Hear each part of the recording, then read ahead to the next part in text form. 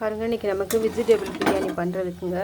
இன்றைக்கி ஒரு 400 அரிசி பண்ண போகிறோம். அந்த 400 அரிசிக்கு இதே மாதிரி கிராம்பு, பட்டை, வாசமான பொருள்லாம் அந்த எண்ணெயில் போட்டு நல்லா அப்படி பொரிய விடணும்.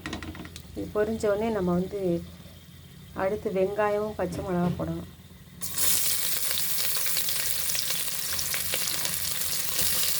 வெங்காயம் பச்சை மிளகா நல்லா வதக்கணுன்னே நம்ம இஞ்சி பூண்டு பேஸ்ட் பண்ணிட்டோம்ல, அதையும் இதில் போட்டணும்.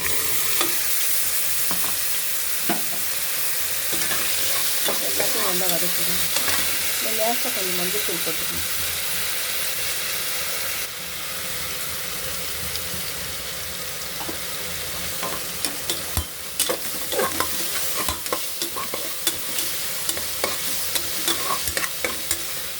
வெங்காயம் வதங்கணுன்னே கேரட், பீன்ஸ் இப்படி கழுவி வச்சுருக்கோம். அதை போடணும்.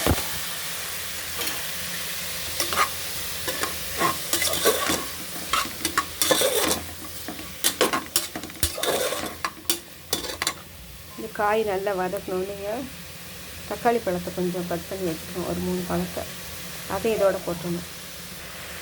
பாருங்கள், அடுத்து காய் வதங்கணுன்னே தக்காளி போட்டணும். தக்காளி போட்டோன்னே இதுக்கு நம்ம மல்லித்தூள் 2 ஸ்பூனுங்க. இது மிளகாத்தூளை கொஞ்சம் நுணுக்கி வச்சது போட்டிருக்கோம். இது நம்ம பவுடரு, வெஜிடபிள் பவுடர்.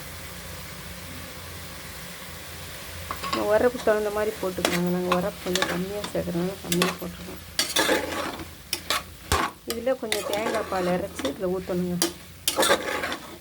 ஊற்றிட்டு நம்ம 1க்கு 2 தண்ணி வச்சா போதும். இல்லை 1க்கு 1.5 கூட வச்சா கொஞ்சம் நல்லாயிருக்கும். கூட வச்சோம்னா கொஞ்சம் குழைவாக இருக்கும்.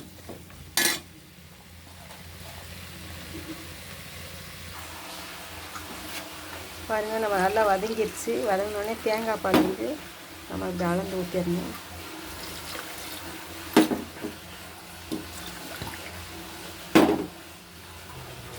ரெண்டு கிளாஸ் தேங்காய் பால் ஊற்றிருக்கோம். வச்சுட்டு நம்ம கலந்து பண்ணிக்கணும். உப்பு ஒரு கிளாஸ்க்கு நம்ம இவ்வளோ உப்பு போடணும். இப்போ 2 கிளாஸ் அரிசி எடுத்துருக்கோம். அவ்வளோ போடணும்.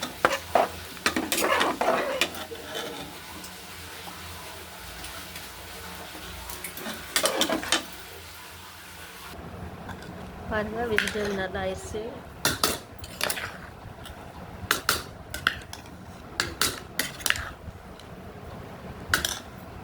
சாப்பிட வாங்கள் எங்கள் வீட்டுக்கு வெஜிடபிள்.